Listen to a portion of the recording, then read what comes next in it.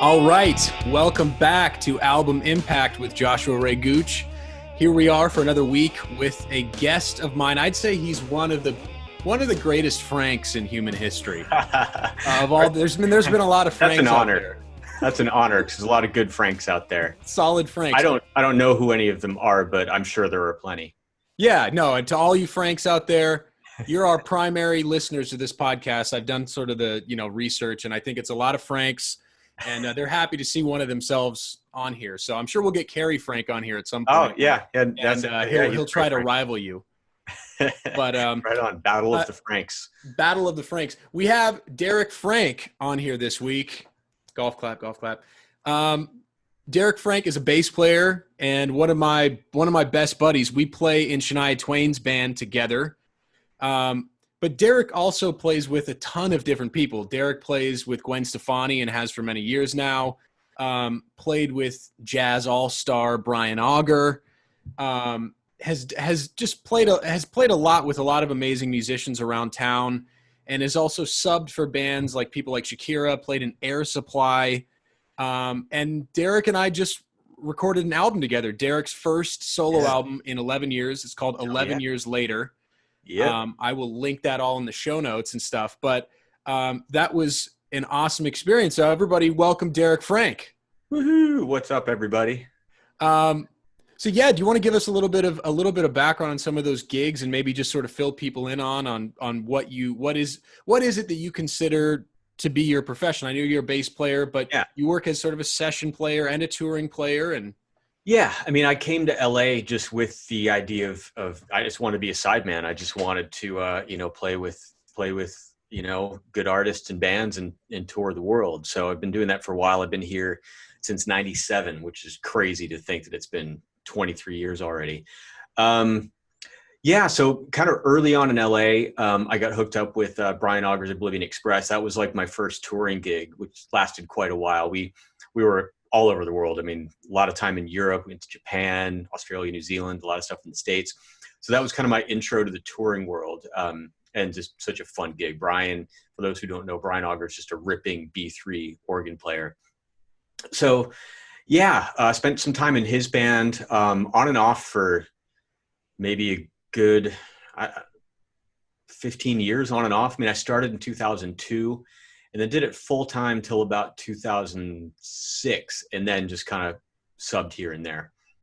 And after him, I joined Mindy Abair's band, did the Dancing with the Stars tours, did some like young teen pop gigs like Disney acting, Ali and AJ, Victoria Justice, did some of those kind of young pop gigs. Eventually, on the recommendation of Joshua Ray Gooch, I ended up joining Shania Twain's band in 2015. So, Josh, thanks again for that, for throwing my name in the hat there. Well, that was a cool story, actually. So what ended up happening there was I knew you from around town. You're one of these guys that if you live in LA and you work in the professional musician world, you probably know Derek. Derek's somebody that everybody knows and not only loves as a person, but loves their playing. When I first moved to town, I would see you at a place called Cafe Cordial, RIP, which is this really dope place in the Valley that was sort of like if you would say that the baked potato is the sort of like jazz fusion world of the Valley, this was sort of the like funk R&B capital of the Valley, where all the different artists that played with people like Chaka Khan and Brian Auger and Beyonce and a lot of people like this, their bands would play. I mean, I've walked in there and seen Steve Ferroni from Tom Petty and the Heartbreakers in there. Like it's literally a restaurant, or was a restaurant.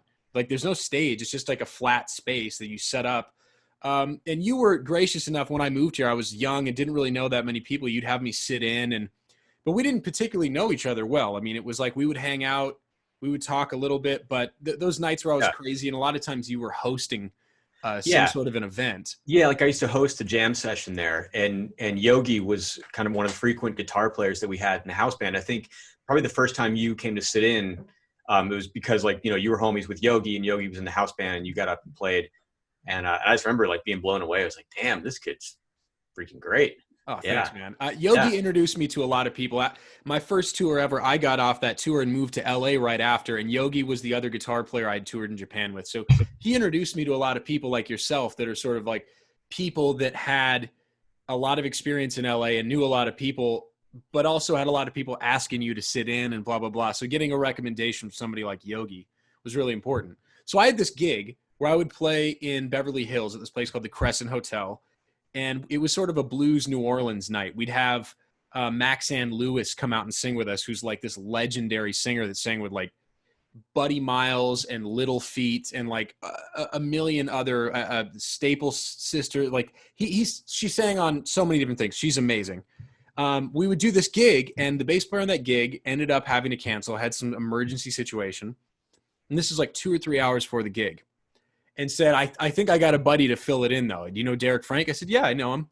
And you showed up like 2 hours later, and you had completely learned everything. You had charted everything out. You learned all the bass parts and learned like a 2-hour set in like 2 hours. And I remember just being like, holy shit, this guy rocks, dude. Like, this was the most prepared. This is more prepared than a lot of people if you give them 2 weeks notice. So I was blown away. We had a lot of time. A lot of good times, making fart jokes that night. And I was like, this guy rules. And then Shania's management hit me up like a week later and said, we want a guy that can really play, but also has sort of a rock look. At the time you had your like Mohawk sort of thing going. I was like, This guy's perfect. I mean, it's like, we just played a bunch of blues New Orleans music that was funky as hell, but like, I knew that you could play rock too. And it was just like perfect timing. It all sort of aligned perfectly, and you joined the band in 2015, and it's been awesome since. So, and like we mentioned, there's a lot of other gigs that you do as well. The 2 albums that you chose this week, one of which is going to have a connection to something very cool that I want to talk about briefly. That album that we just mentioned, that is Derek's first solo album in 11 years. I got to track with Derek on this album, and it was the best experience of all of quarantine for me. And we recorded it with Randy Cook on drums, who plays in a bunch. He's played with like drums for like Ringo Starr, Colby Calais, a whole bunch of different sessions. And he has a million credits. And then Ty Bailey, who plays in Katy Perry's band. But the producer and engineer and mixer for this record is Jim Scott, who happens to have engineered, and did he mix or just engineer? He mixed it. Yeah, he mixed Bring on the Night. Yeah. Bring on the Night. So one of the 2 albums that Derek picked is Sting's live album that came out in 1986 called Bring on the Night. And Jim Scott, this guy that we just spent several weeks with, who's one of the best producers I've ever worked with, and just a guy he's just an A+ guy all around. His ears are amazing. Yep. His sort of technique in the studio is unmatched. He's amazing. So that's a cool connection here that we can talk about this record that he had a really big part in working with. And it's an amazing sounding record, especially for the era. For sure. Yeah. It doesn't sound dated, it's from 1986, but it still holds up. And honestly, like, I didn't pick this album to talk about just because of the Jim Scott connection. It's like a completely unrelated thing. Like I literally wore this album out in high school. Like this was like the soundtrack to my junior year of high school. And it was just like when I was looking up Jim's credits and all that, when I was like thinking about asking him to produce the record, I was looking at all of his credits on his website. And then I saw that he mixed that record. And I was like, oh my God, like it's one of my favorite records of all time. Oh, yeah. Wow. I didn't know that's how it happened. Okay. So we're going to get into the sort of origin story of this record. Let's briefly introduce the other record that came out in 1994. It's another live record. You're actually the first person to choose 2 live records, but I loved it because not only are these 2 live records, they have a DVD or whatever I guess at the time was VHS. I don't even know what you call it, but both of these have a sort of a partner in a video format. The other record is Peter Gabriel's Secret World. Yeah, Secret Live is what the album's called. Yeah. Which is another great record. So I think we hop into the Sting record, and we'll get to the Peter Gabriel stuff a little bit later on. Cool. So this Sting record rocks. I actually didn't know this album. I'm a huge Sting fan, both in the Police and his solo career, but I have a natural aversion to a lot of live records that come post 70s. And it's not something I'm actively like, all of them are bad, but I think you and I both know once the capabilities to make a lot of edits on live music happened, a lot of the quote unquote live records of especially the 80s and onwards are basically not live. They're not really live. Yeah. They're not really live. So I just had skipped over this record. I know Dreaming of the Blue Turtles. I know 10 Summoner's Tales. I know a lot of the Sting Brand New World, Brand New Day. Brand New Day. A lot of the records, but this one I had just skipped over. And it was, this is one where it bit me in the ass because this is a fantastic record. And yeah, totally. So let's hop into where it came into your life. So when you found out about this record, which it sounds like was in high school, how aware of Sting's previous career were you when this record hit you? Well, I was a Police fan big time, but like not my knowledge didn't go that deep. Like I knew all the hits. I came out of like, you know, I was like part of the early MTV generation. Like I was, you know, alive when MTV first came out, and I just watched it a ton as a kid. So I got hip to the Police that way and knew all the hits and all that stuff. So I was a fan. And then I can't remember exactly how I discovered this album, but I was living in Cleveland at the time, and me and my friends who were also like in the music program in high school and all that, we somehow discovered this album. Like we would hang out all the time. We'd go to my friend's house before school, and like we'd pick him up from school and hang out for a bit, listen to music, and then go to school. And this was just one of those albums that like at that time we were listening to it all the time. It was just kind of like on infinite repeat.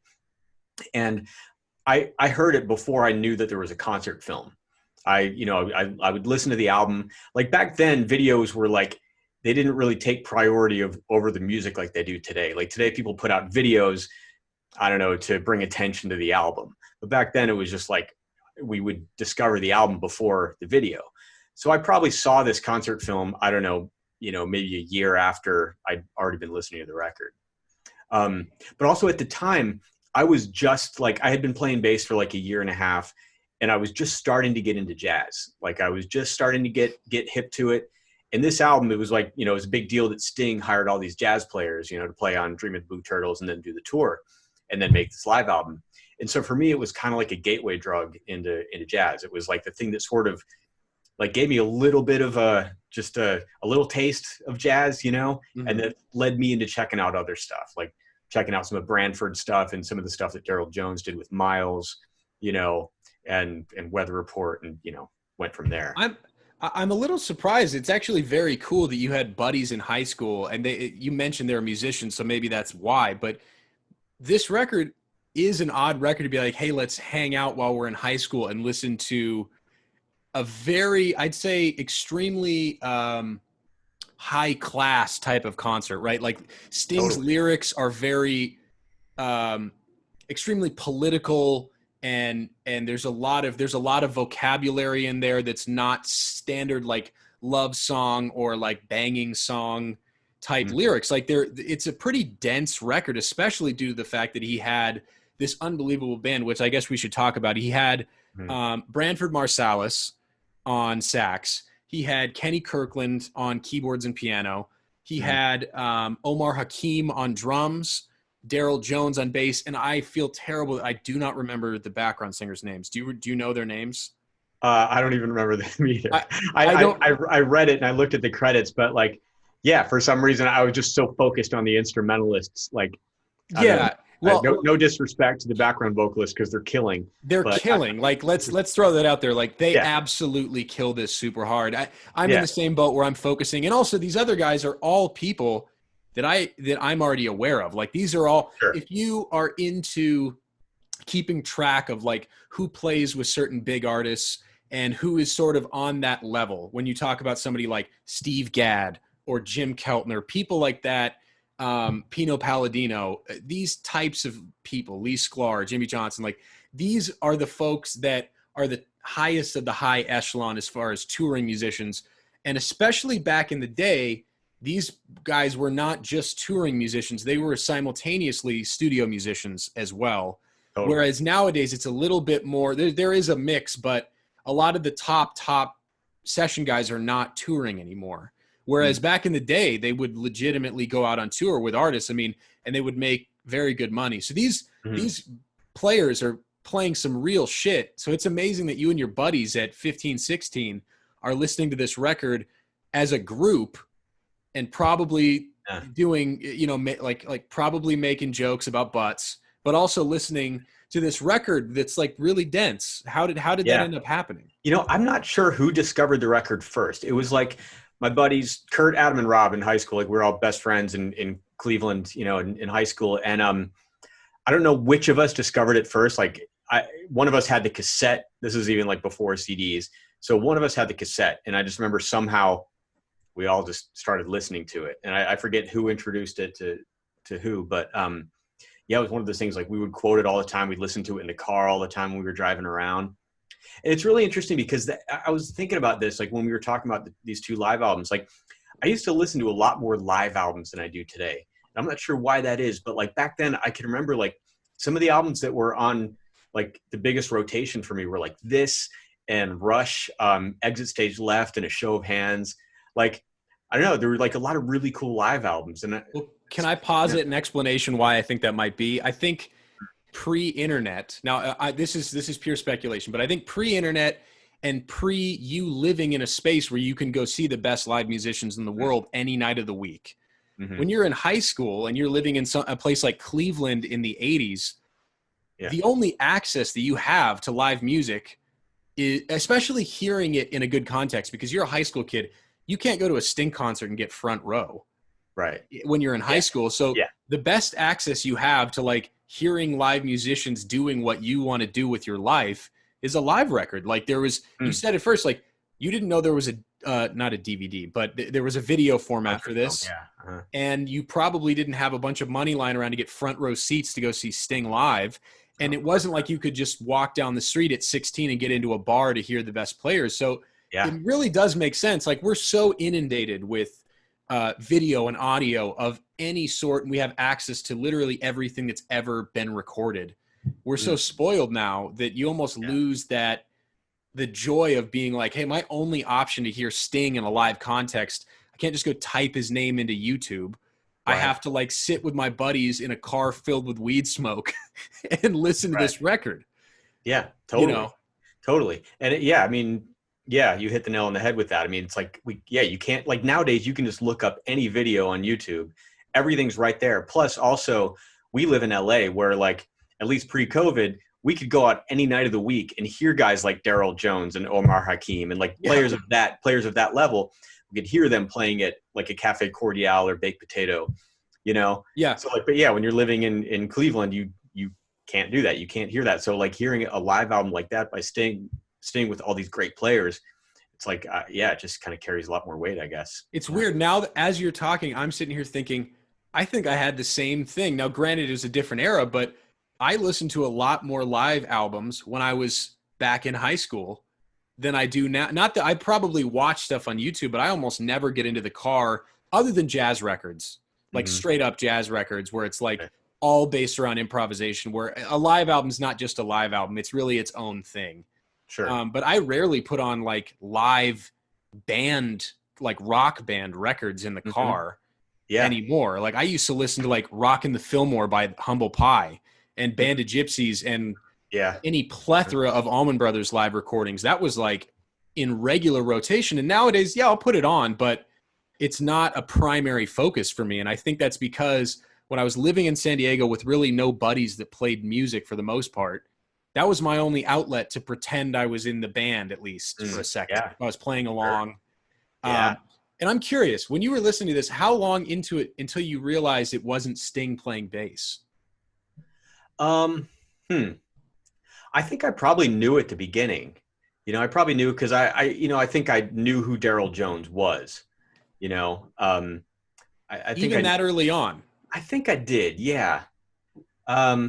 From Miles, because right around this time he played on two different Miles albums. Yeah, Decoy like and You're Under Arrest.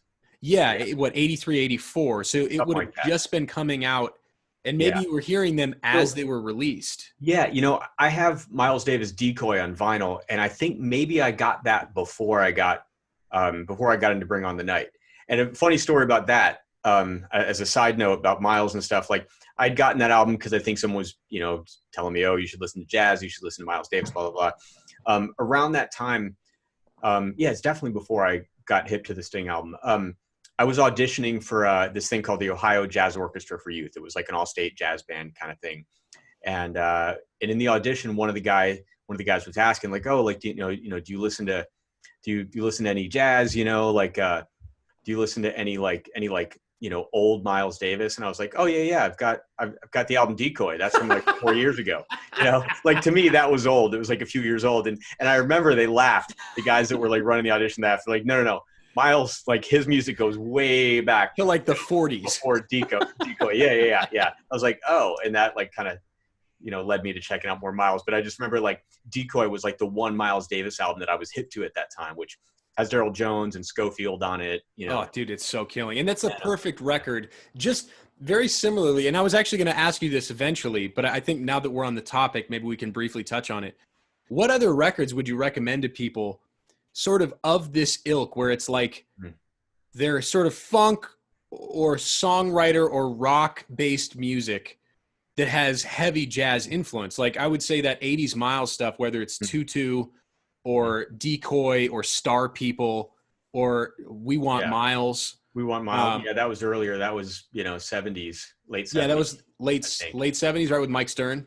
Mike Stern, Marcus Miller, Al Foster. Yeah, We Want Miles is so great. But not necessarily in the 80s, but records that would be sort of quasi jazz influence without throwing people into like, hey, go listen to this, Coltrane, like avant-garde, like late Coltrane crazy shit that is just not a good opening point. Like there's so many jazz records that I love that I would never recommend to somebody unless they had already listened to other X records, because it's just pointless. Because like a couple weeks ago on here, I did Nefertiti with Mike G. Oh man. And I remember I was in high school, so don't shit on me, Lars Ulrich, but I downloaded a bunch of music from some illegal Russian website, I'd imagine.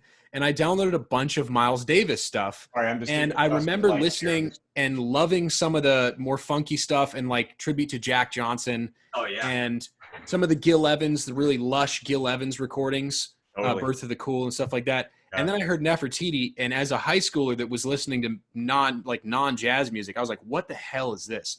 I have no idea what inroad Nefertiti has for me, where they're literally altering form as it's happening and superimposing chords over other superimposed chords. I was completely lost. But a record like this Sting record or a record like Decoy Miles Davis is such a great point for somebody to start, where they're aware of some maybe more progressive rock and pop music and they want to move slightly over into that world. Yeah. Totally. Yeah. And like I said, it was kind of like a gateway drug into like getting more into jazz and like just, checking out what some of those players did outside of the Sting thing. Back then when I was just getting into jazz, I would say, Miles Davis Decoy was a record. Weather Report Heavy Weather was one I was checking out, because obviously being a bass player, like I had teachers that were like, oh man, you got to check out Jocko.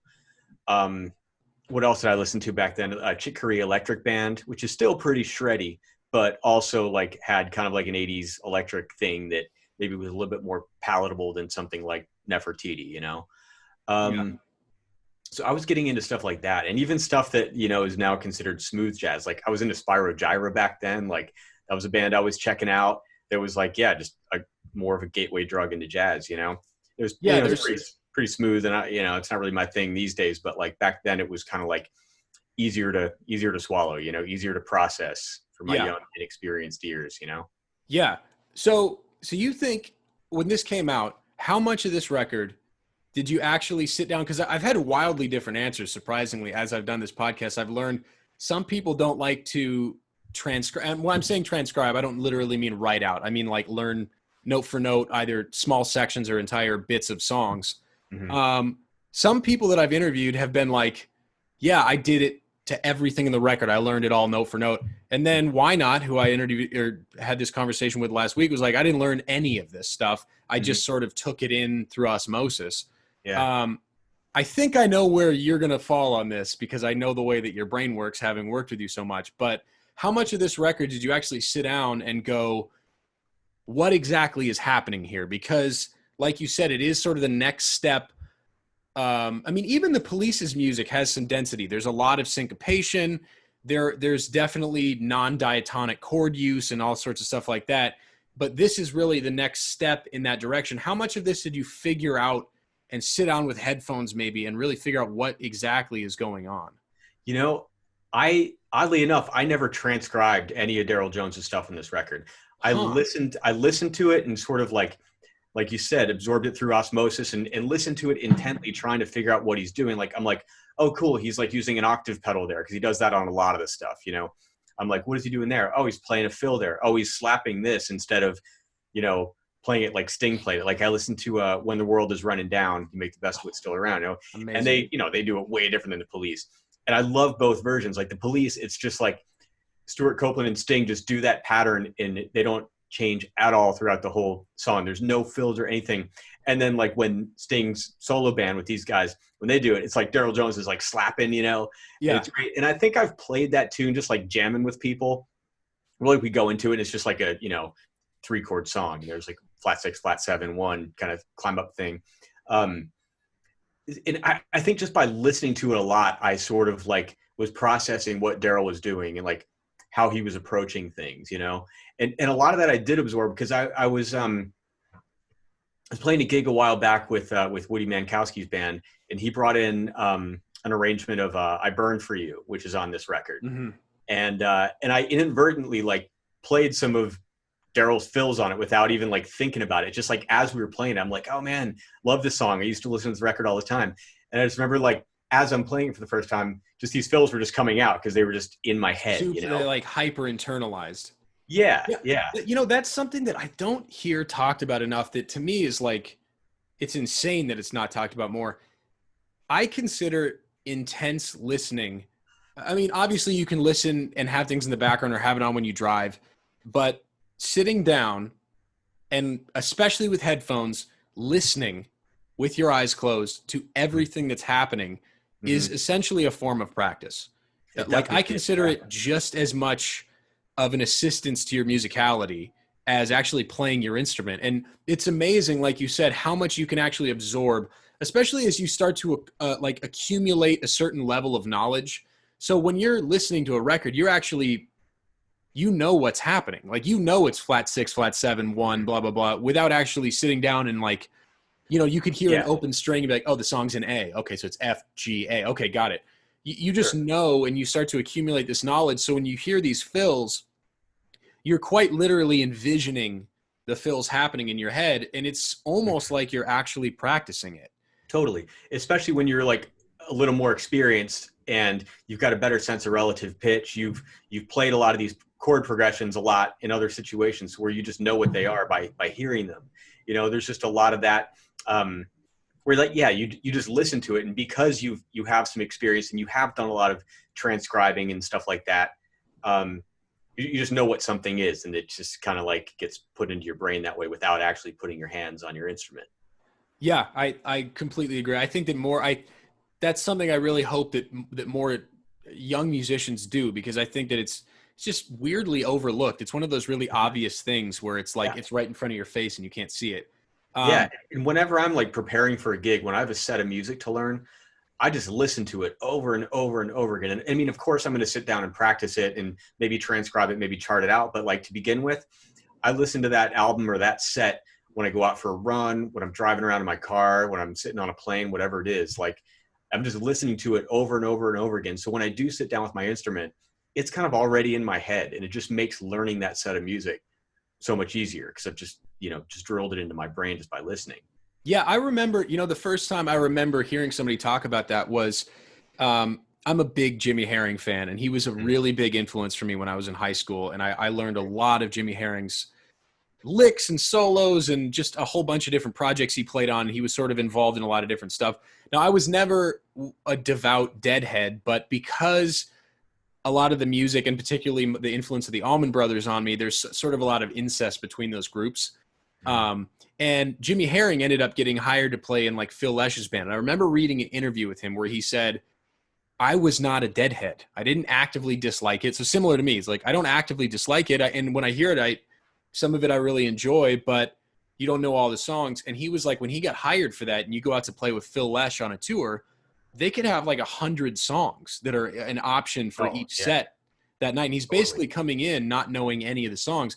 And I remember him saying that. He's like, I spent 2 weeks with that music without touching a guitar, just listening with my headphones on and trying to internalize all the music. Because when you're coming to a new, especially a new style and a new band where you're really trying to get the whole picture, actually playing along right away can actually be a hindrance because you're not actually listening to all the underlying information. You're sort of like, your brain can't actually process the underlying information and what you're trying to do on top of it.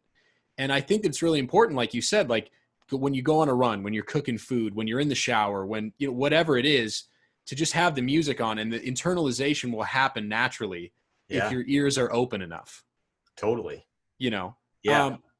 So when you were listening to this record, so you actively went out and found people like Branford Marsalis's solo stuff, or maybe some of the stuff that he had done with his brother or with other acts of the time. So did you actively go out and search that out based on this record? Like it started a search for you? Totally. Yeah. I was like, what else has Daryl Jones done? Like what other, I think I was probably hip to the 2 Miles records. But then I was like, oh, what else did he play on? Oh, there's some Steps Ahead stuff and, a bunch of other stuff that Daryl played on. And like, Omar Hakim, who is that? Like, who is this guy? And, then Weather Report, you probably realized the connection there because you're listening to Jocko era. But I hadn't gotten to post Jocko Weather Report yet. So the era with Victor Bailey and Omar Hakim, I hadn't gotten there yet. Like I was hip to like Heavy Weather, and at that time that might have been the only Weather Report album I knew. So like I only knew about Jocko Weather Report. So but yeah. Did this record lead you back to the Omar era? Yeah, totally. It led me into that stuff. And then I was like, oh, Victor Bailey, who's that? And that kind of like got me into Victor Bailey because of the Omar Hakim connection and checking out, some of that 80s Weather Report stuff. Same with like Kenny Kirkland. And then I just, discovered that he was like part of the Branford Marsalis quartet, which I think right around that time he released Royal Garden Blues, which is his first solo album. Which is half Kenny Kirkland and half Herbie Hancock, right? Is it? Okay, I'm not even sure. I believe it might not be that. There is a record. Now I'm trying to remember. Or was it? Now I'm mixing up. It might have been a Wynton record. Okay. But I was reading about it where it was like there's a record where it's half Kenny Kirkland and half Herbie. And I think that was a big moment for Kenny as far as like, holy shit, I'm literally sharing an album with my absolute idol. And you could hear a lot of Herbie's playing in Kenny Kirkland's playing. Oh, absolutely. Yeah. Absolutely. Yeah, and let's give it up to Sting for this. Is something I really wanted to talk about because I think you and I will be on the same page with this. Sting did such a fantastic job of not hindering the expressiveness of these musicians and allowing them a place where they can be themselves entirely. Totally. And he picked guys he knew that would respect his music enough to not take a giant dump on it, but also to stretch out and bring their own vocabulary. And like that first track, I think it's the title track, Bring on the Night. It's like 11 minutes. The solo that Kenny takes on that song. Oh man. It gets way out. Like he's superimposing a bunch of like half step stuff and all sorts of chords that are not there and playing in sort of odd groupings over the bar line. And same with Branford on his solo. Yeah. And Sting, just so everybody knows, although this was a band, Sting could have looked over and said, hey, don't do that. Yeah. And then it would have either been he stops doing that or he fires them. Yeah, totally. But Sting didn't do that. He allowed them to – he picked them on purpose and then said, there's a reason I picked these guys. Yeah. I'm going to let them do their thing. And that's so cool. Yeah, it's one thing I love about it. And in the concert film, I don't know if you've seen the whole thing yet, but like there's a press conference. I think it's in Paris or something, where he has a whole band in the press conference. Like, first of all, what solo artist brings their band of sidemen into a press conference, to talk about it? But like, you can tell like how proud he is to have these guys with him. He's like, oh, this is Daryl Jones, who has been playing in Miles Davis's band, and this is Omar Hakim, who's been playing in with Weather Report, and Branford Marsalis from the famous jazz family, the Marsalis family from New Orleans, and you can tell just like how proud he is to have these guys, because he's a big jazz fan. you know? Big jazz fan. And a Um, lot of people don't know that and that was one of the things he said in the press conference where they were like, are you nervous about this? And he's like, well, naturally you're nervous about new things. But he's like, before I was in the police, I was a jazz player. I was yeah, playing like jazz upright bass, yeah. around UK, and I was playing upright bass, and like, I don't think at the time, it's like nowadays Sting is really seen as like this guy who has this incredible breadth of influence and had all these records with, later on with Vinnie Colaiuta and all this odd time signature stuff. At the time, I don't think people knew how deep he was as a musician. No, sure, they knew him as the guy from the Police, which obviously is great, but they knew him as more of a rock star than like a heavy musician, It was almost weird seeing that press conference because of hindsight. Like now knowing what I know about Sting and having listened to the records that obviously they hadn't heard because they weren't released. Obviously they weren't released at the time, but now it's like everybody knows and respects that about Sting. It just was funny to see Yeah, the emergence of skepticism from the media being totally. like, oh, you think you're a jazz musician now? And he's like, well, I've kind of always been, Yeah, you know.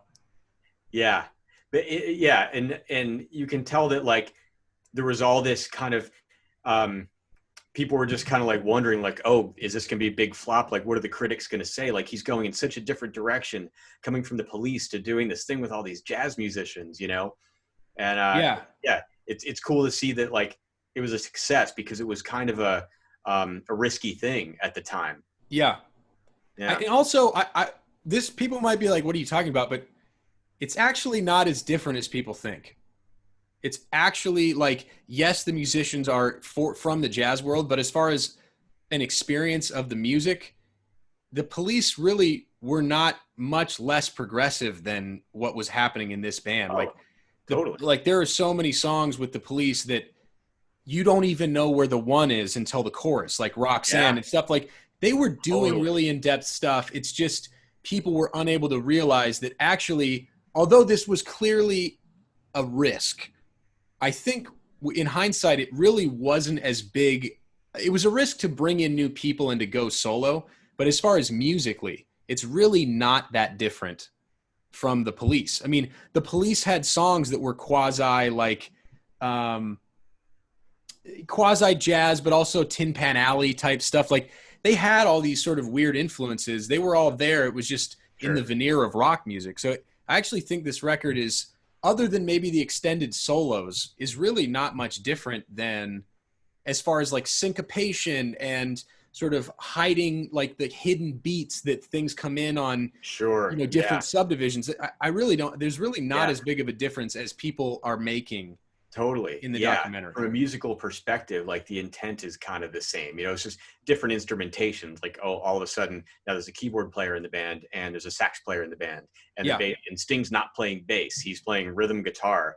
He's not even playing any solos, just kind of playing rhythm guitar and the bass player is slapping. So Yeah. it's like just that, instrumentation wise is different. But yeah, just like the intent of the music and kind of that general vibe, where there's an improvisational element to it, and there's a little bit of like a danger element to it, like you said, like where you don't really know where one is all the time. Some of the chords are like a little bit more upper structure. Yeah. Yeah. There's some chordal harmony that, Yeah. but once again, Andy Summers was playing you some heard of that that a lot. McCoy Tyner Totally. influenced chordal voice. And Uh-huh. by the way, people, I'm saying quart with a Q, not chordal. I hate how similar those words are. I literally have never said quartal without having to clarify. Chordal is in fourths. Yeah. Yes, as in fourths voicings, which was made famous by McCoy Tyner, the pianist in most of John Coltrane's bands over the years. Andy Summers was doing that in the Police, but Kenny Kirkland clearly heard that and was like, okay. And this is another thing as far as Sting's writing. Sting's writing is very modal. For a pop artist, not a lot of pop artists write in mode format where like everything is based around a mode and all the vocal melodies, everything. He clearly understands when what the emotions that come along with certain modes are. Like he understands what Dorian is as an emotion. Sure. And you can hear he loves to lean on certain notes. And that's why it allows for those fourths voicings, those chordal voicings, because his melodies are so densely modal that the movement of those fourths voicings. Kenny Kirkland, you can hear him doing it all over the record. And I don't know if he picked that up from listening to the Police or he just had that natural instinct. I'm very curious. I wish he was still alive to ask him. Yeah. I mean, I'm sure to prepare for the gig, I'm sure he did check out some of Sting's back catalog, like the Police stuff. And maybe he just thought because Andy Summers played with some of those chord voicings, maybe he just thought that like, okay, cool, I've got some freedom here to like, do some of these cool voicings, some cool like quartal voicings and, Herbie kind of stuff, Definitely some Herbie, which is sort of the next step after McCoy. Now let's have a little mini Omar Hakim fan club here, because Stuart Copeland, the drummer in the Police, everybody loves him, right? He's seen as like, I would say probably after John Bonham as being one of, if not the most important drummer in rock music. Like he really is on the Mount Rushmore of rock drummers. Yeah. And Omar Hakim, because they do play Police songs. Like it's not like, like he had only had a single record, which a lot of these guys played on, Dreaming of the Blue Turtles, before this. So a lot of their source material was Police music. Omar Hakim does such an excellent job paying homage to Stuart Copeland without ever trying to be Stuart Copeland. Totally. Yeah. Right? Yeah. Like he just nails it. He does such a great job, and it's a hard line to walk. And it's obvious that he respects, where the music came from. He respects Stuart Copeland's playing. I'm sure he had listened to him, some of his hi-hat work. You can, it's kind of Copeland-esque. So you can tell he side stick.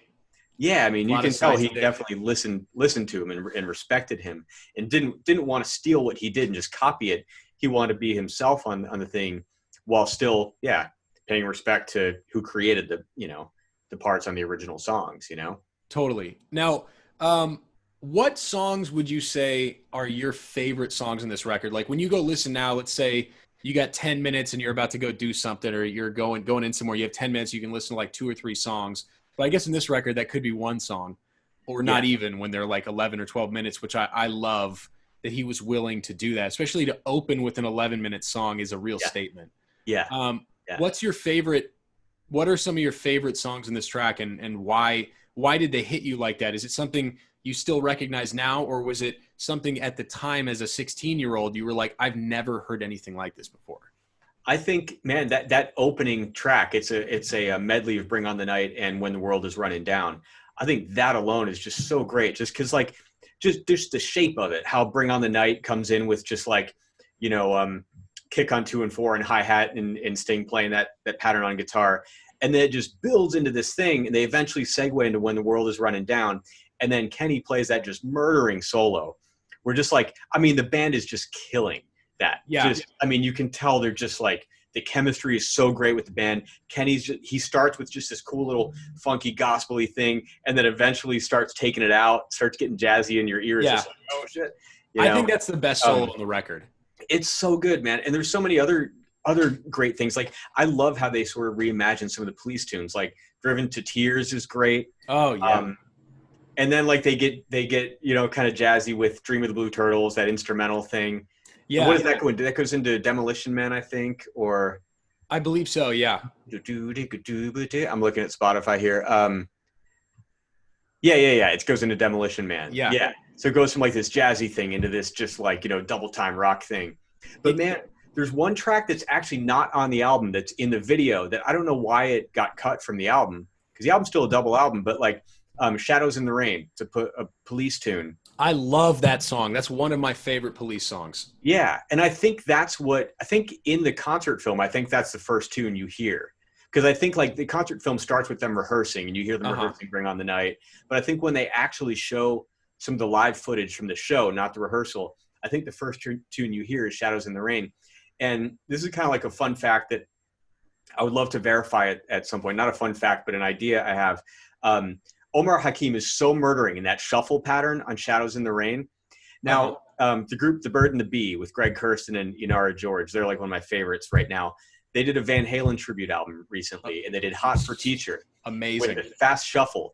Omar Hakim is playing on that track, and he's playing a fast shuffle that's just like what he played on Shadows in the Rain. So I'm convinced that Greg like had that drum pattern in mind and was like knew that song from this Sting record. It was like, you know what? I'm going to have Omar come in and play this. And I don't know Greg, and I would love to ask him at some point. I just want to ask him, like, did you bring Omar in to play that because of Shadows in the Rain from Bring On the Night? And it's not a sample. Like, it's not like they No, it's Omar. It's Omar playing it. Like Omar plays on the session. And I'm just like, and that's the pattern. It's the Shadows in the Rain shuffle. And I'm just like, I'm convinced that Greg likes this album, knows that track, knows the video because it's only in the video, and was like, I'm going to get Omar to play that on this. Maybe we can find this out. Maybe, I'm sure we know some people that know Greg, so I'm very curious to ask him that. Yeah, Omar's shuffle is absolutely slaying. I'd say that's maybe one of his best grooves. What's the is it Consider Me Gone?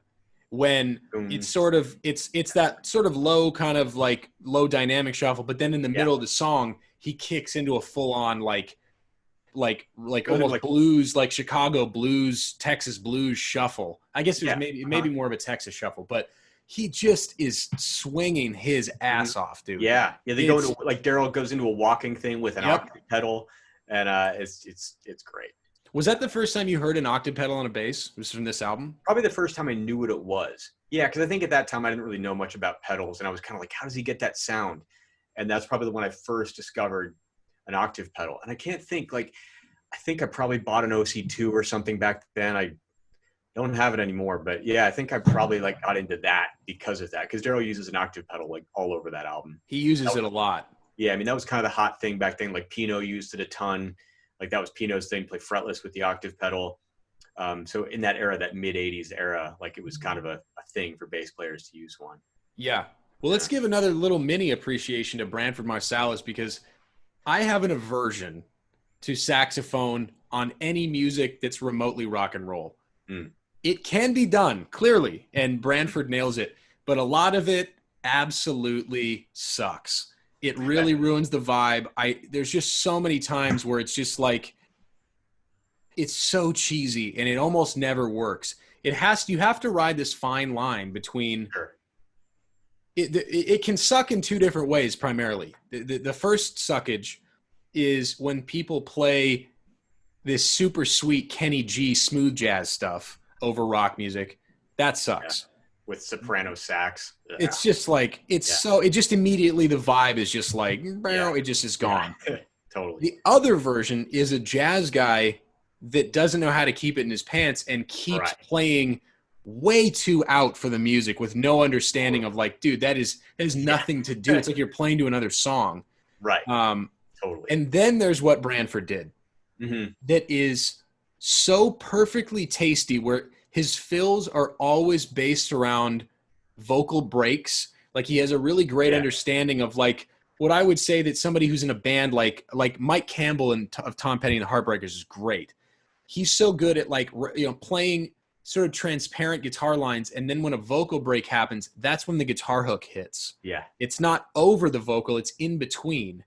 And Branford does this really amazing thing where sometimes he'll harmonize with a background singer. Sometimes he'll play fills just in between Sting. Everything's very intentioned from him. So like if he is playing over the vocal, it's with the intent of creating disillusion and sort of confusion in this. Like he seems to really understand what Sting is trying to do. And I was amazed listening to how well he did that. He found that balance. Yeah, and he's doing, what jazz players do when they play together. He's having a conversation. Like he's reacting to what Sting sings, and it might just be, a melody or another part in the song, and he's reacting to that, just having that conversation. And it's great. And he waits for like a break in the vocal. But I will say this, like, it's funny when I listen to that album, like now being, more experienced and more opinionated on music than back then.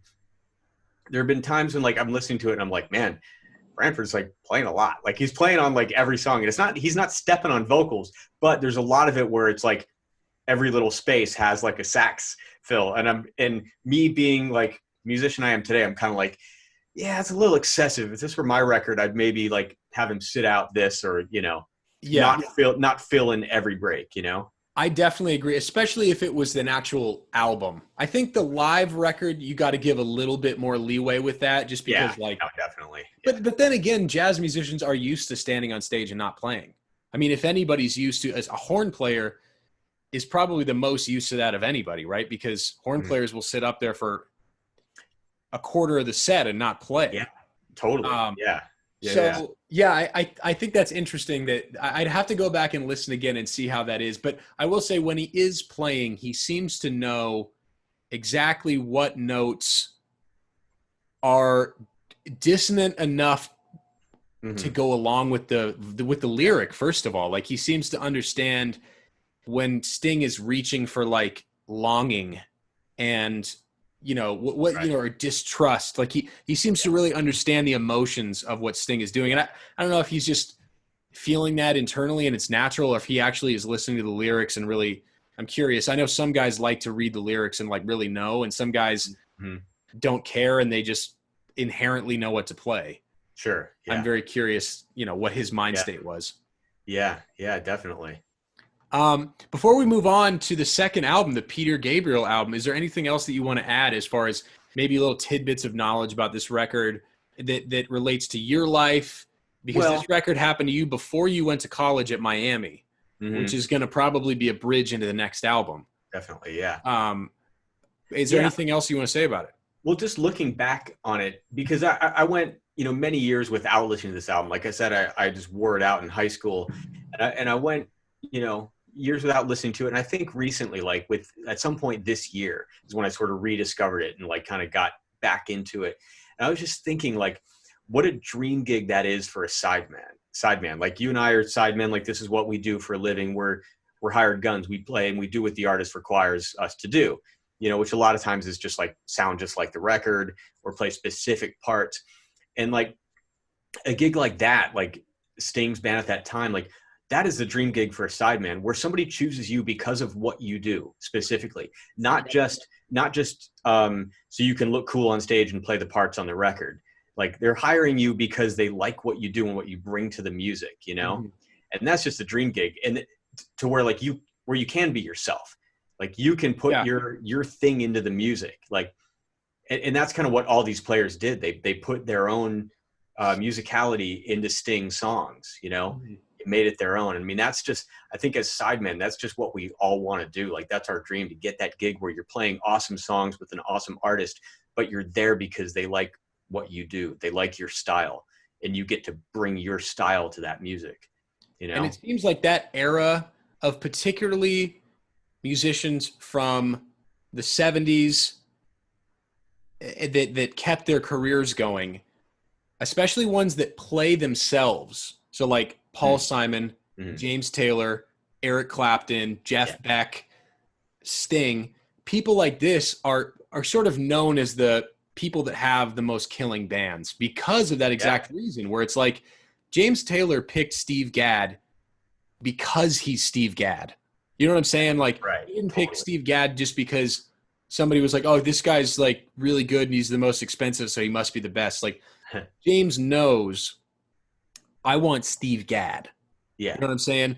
Yeah. Like when John Mayer calls Pino Palladino for John Mayer Trio and Steve Jordan, it's because Pino Palladino and Steve Jordan sound like they do. It's not just like, I want two guys to go on tour with that are good musicians. Like, they're aware of what these people do, and they specifically want that thing. And it's harder to find that these days, particularly in the pop world, because it's such a myopic thing of like what you're able to release as a pop musician. Sure. But you're right. Like this is an absolute dream gig where like you're playing great songs, because a lot of gigs where you get to play a lot, there's not great songs. Sure. And then a lot of gigs with great songs, you don't get to play much. And this is the coalescence of both of those things. And it really is, you're right, like the perfect gig for anybody who, those guys were really very, very fortunate. And Sting was fortunate to have them there. This sort of mutual symbiotic. Yeah, absolutely. And you're right. I think it is like when an artist is also an instrumentalist, I think that does have a lot to do with it. Because a lot of times you play with an artist who's just a singer, and if they don't really play an instrument, maybe they don't completely understand what some of these instrumentalists are doing. So they don't know exactly what they want from an instrumentalist. You're being nice. A lot of them have absolutely no A idea lot of them what you're are talking fucking about. idiots. No, no, No, but but seriously, like there are obviously a lot of talented artists who do know, but there are a yeah, significant portion of artists at all levels, very famous to not famous, that yeah, truly have absolutely no idea what they want from a band because they yeah. have zero experience playing I've an worked with instrument. many of them Yeah. and still do work with some of them, Yeah. but yeah, it's a, yeah, Yeah, it's it's an interesting phenomenon, but I think you're right. Like working with Sting would be great. Like he seemed to get along well with them despite like, drastically different backgrounds in the way that they grew up and their Mhm. understanding of each other's cultures seemed to be something they were trying to work on as they were doing this project. Mhm. And I just absolutely love it. Yeah, yeah. And we're moving on to another record that is very interesting. It's a live record. And one of the interesting thing talking about the band on this Peter Gabriel Secret World Live is three of these band members were featured on almost everything that he did for a very, very long time. Like, Mhm. although Peter Gabriel was a solo artist, somebody like Tony Levin played on almost everything he ever did He's a after good he was guy. in Yeah, Genesis. yeah. Um, Hey, so by the way, I'm just looking at the camera here. Am I really dark? Am I coming across really dark? no, you look Yeah. you Okay. look good. Cool. Yeah. Okay. Cool. I was just gonna say I could get a little light, but if it's all right. I can see your grill. I can see. Okay. Yeah, I can see your Okay. grill. Cool. Yeah. Right on. Cool. You can Um, edit that bit out. I don't know if I'm at that capability yet. So people are gonna All right. hear it. And they're gonna love it. They we're just like Raw. we're just riffing, bro. This is like Yeah. Howard Stern. You know what Yeah. I mean? I mean, minus like the nudity, but I'll start incorporating that in Well, you know, the the podcast. podcast. We're still early in the podcast. You never know. That is true. Yeah. I mean, who knows what the hell you're drinking? Yeah. That's Um, right. Yeah. so now we're moving from 86. You're in high school. You're egging people's houses. You're getting in a ton of trouble for being an absolute ass. Some And things never change. then you go to University of Miami. And what year would that have been? I started in '91. Okay, so you started in 91. This record, this Peter Gabriel record, came out in 94. Yeah. So I think my junior year. So when this record came out, I want to talk about the progression from high school to this point. But when you heard this record, Peter Gabriel is somebody who's had a long and storied career by 94, right? He's been essentially around since the mid to late 60s in the public eye, particularly in the UK, but definitely starting around the early 70s was very famous in the States too. What was your awareness of his music? Like, I would imagine this wouldn't have been your introduction to him, but I could be wrong. It kind of was, and that's Really? funny. Like I wasn't hip to like Peter Gabriel era Genesis. All I really knew of Peter Gabriel at the time was the song "Shock the Monkey," and I think because that was on MTV, that was heavy rotation on MTV. Like when I was watching it in the '80s. I think that's kind of all I was hip to, like with Peter Gabriel, was like that, and I don't know, maybe Salisbury Hill was out at that time.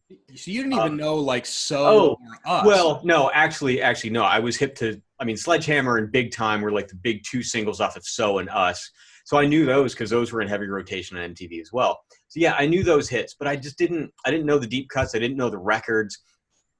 And he was just one of those artists that for some reason I hadn't checked out yet. I just hadn't gotten there yet.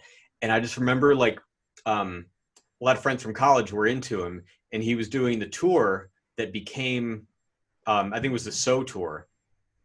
And So I that would think, have been like 86, 87. yeah. And I think Yeah. that might've been the tour that Secret World Live came out of.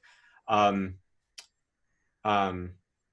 regardless of that, I just remember like he came to Miami and did a show, and a lot of my friends went to the show, and I just didn't go because I was like, oh, I don't really know Peter Gabriel. Like, I'm not going to spend the money to go see somebody I don't really know their music. And everybody was like coming back to school like the next day, like, oh my God, that show is incredible. Oh man, you missed out. I was like, really? Like, maybe I should check out some Peter Gabriel. And a friend of mine made me a cassette. One side was So and the other one was Us. And so I started getting into him from those two albums. Gotcha. But then Secret World Live came out, and everybody was like, that's like the tour we saw, or I think it might've been, Well, I think it was like that tour. It was definitely later, unless they saw it during So, because or us, because So came out in 86, I think, and this was Was it? Okay. 8 years later. Secret World came out Yeah. in 94. Okay. So came out in what, like 90 or 91? Yeah, So it could be something like maybe that. they saw a tour like So that had a lot of Yeah. stuff in common with it. I could be Sort of built getting on. it wrong, but it was like, yeah, 93, 94 Uh-huh. that he came to Miami and did the show. So maybe it was the tour, maybe it was that Secret World tour. That's probably what it was. But I remember when the album came out, everybody was talking about it. They're like, "Oh my God, this is like the show we saw." There's a live album of it now. Um, so people started listening to it. Like my roommate at the time, Joe Zook, I think, had it. Um, and yeah, we just started listening to it, and I was like, man, this is great. Like, I just, for some reason, that's when I really got Peter Gabriel, when I really started getting into it. And I didn't even know there was a video for it. Like I was saying before, like a lot of times, like back then, like you could just go on the computer and look up videos, and like you would have to put effort into finding a video. You'd have to go to Blockbuster and look through the music video section or something. So I didn't even know there was a video until like the 2000s. Like it was like years later where I was like, oh my God, there's a DVD of this. And I saw that it was probably like 2004 or 5, 10 years later. I have to admit is even more alarming than the Sting one, because this DVD for this is so visual. Oh man. Like this is one of the most visual DVDs I've ever seen for a music. Like I'd say it's even, well, the Sting one's almost its own thing because it's weird. It's like a lot of rehearsals but Yeah. like this is more visual than any other concert from that era in particular. Now concerts totally. are all big experiences, and every concert's like, yeah, the artist flew in on like an actual like angel that they like purchased. I don't know. Yeah. Like, yeah, like you can't have a concert now without tons of production, yes. Back then it wasn't that common. It was just like a concert was a band playing, and yes. yeah. So it seemed like that. Sorry, go ahead. What were you going to say? Well, I was going to say, I think this was probably one of the first big tours like this, probably along with like U2, Zooropa, and that era of U2, where like the massive concert experience was new. And I think that we'll get to this. I think that's why some of this DVD to me is hilarious, but I'm also seeing it in 2020. Sure. But yeah, you could tell that at the time it was considered monumental, and now it's, I would say the actual physical show comes across as cheesy theater-ish now. Not the music. It's very theater-ish. I mean, with the whole set and everything they do, and like the phone booth and like the tree and like, yeah, it's very theater-ish. And I think that was pretty unique at the time. And I'm actually glad that I got into the album before the film, and I still love the film. I mean, I know it can be considered cheesy by today's standards. I mean, it was the mid '90s, whatever, but like, I still love it. I think it's amazing. When I first saw it, it blew my mind because I was so into the record and had been listening to the record for 10 years and just loved it. So when I finally got to see it, I was like, oh my God, like see this live, because, all my friends in college were talking about what a great show it was. And, they saw that, and I think that's maybe one thing that really blew them away. And I don't know what made me, want to check out the album, because I felt like I'd missed out on a really cool concert. I mean, yeah, I can totally imagine being in high school or college and going to that show, having never been to a concert production like that before, and being like, holy shit, this was amazing. Because I can imagine like kids your age had probably been to a handful of concerts in their life, probably not much more than that. And most of them were probably what is nowadays almost in the minority, just a band playing well on stage. Exactly. Like now it's like you almost have to search for that. And every concert is a giant production. Whereas when this record came out, it was almost the exact opposite. Yeah. So, and this is another point I want to make. I think that you can completely, without irony, like a record and love a record and think it rules, and also make fun of it. Yeah. It's something that people seem to be like, they can't hold it both at the same time. Like there are plenty of records that I like where I listen and I'm like, this shit is hilarious that I'm listening to this. Yeah. And yet I love it. You know what I mean? Yeah. Like, You're like, I it's listen so to lyrics. but awesome at the same time. Yeah, like I was listening to Dio last night, and I'm listening to Dio's lyrics, and I'm just like, this doesn't, like, I'm not super into like Dungeons and Dragons. I don't really care about fantasy movies and fantasy books. It's fine if you like it, but that's never been my thing. So I listen to him singing about dragons and shit, and I'm like, this is hilarious. Like, it's insane that a grown man is like on stage singing about dragons. But the thing is, he owns it so hard, and he's so talented. It's really the same thing as Peter Gabriel, where like I watch it and I'm like, I don't like Broadway and theater. I can respect it, but I didn't grow up with it. It was never a part of my life. I was into punk rock and metal. Like, theater was the furthest thing away.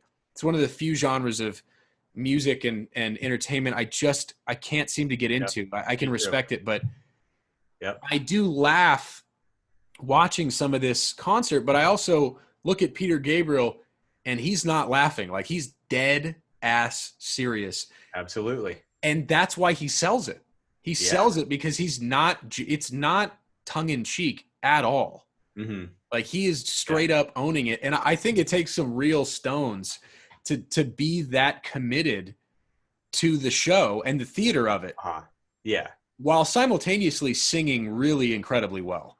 Totally. Yeah. I think he's just into that. I think he did do some theatrical stuff with Genesis. Like, I remember seeing some videos of some stuff that was kind of theaterish like that.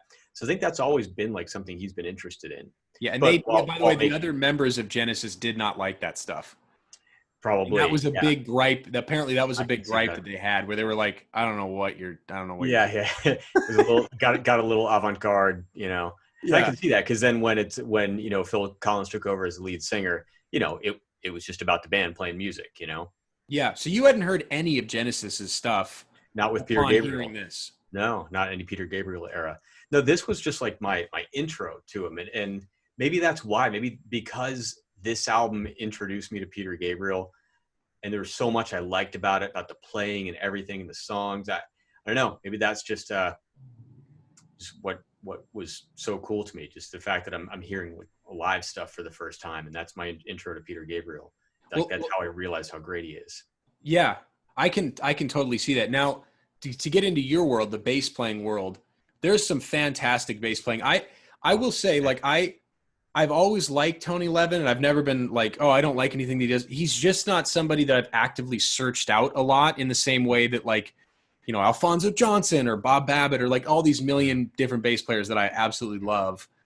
He's just a guy I've always been like, man, this guy's great, but I've never like actively searched out records he's played on.